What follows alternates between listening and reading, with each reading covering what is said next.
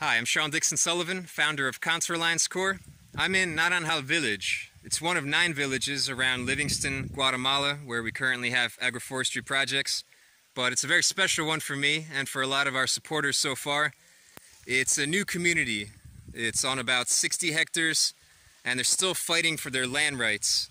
It's 18 families, young families, who mostly come from other villages where they didn't inherit any land. So they all came here together to start over. Unlike most villages, they haven't divided the land into parcels. They all work communally. And unlike most villages, the women actually work alongside the men in the fields. It's about 2 hours from Livingston by boat, along the coast, through mangroves, almost at the Belize border. It's very isolated. It's also the only village where we've ever given direct food aid. It's not something we normally do, but the situation was so dire when we first got here. But since then, we've done a lot to bring income and food security to the community here. First, we set up a tree nursery where we paid the villagers to grow trees for us to supply our other projects in other communities. We've done roads, we've done family gardens. On this hill here, you can see the contour lines. There's 150 fruit trees of the first food forest. This hill was in slash and burn corn rotation, where unfortunately they use herbicides, and it's above their water supply. So we put the food forest here to displace the corn and to protect that water supply.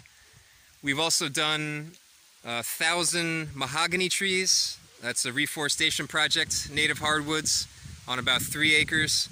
And to protect another part of the lands that's very high and very susceptible to erosion.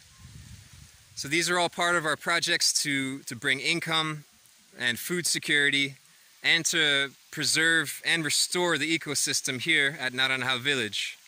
Right now we're looking for more supporters who agree with these projects and want to take part in helping them. 100% of that will go to help this community.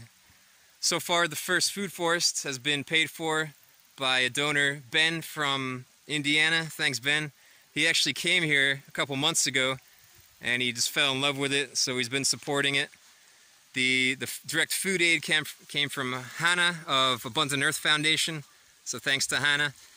But we're still looking to raise 1,000 for the Mahogany Project, which is incentive money to the community to maintain those trees and to plant those trees. We also need another 500 to extend this food forest all around this hill and totally protect the water supply, the entire watershed. And in the future, hopefully the near future, we need another 20,000 to build a school, which this community doesn't have.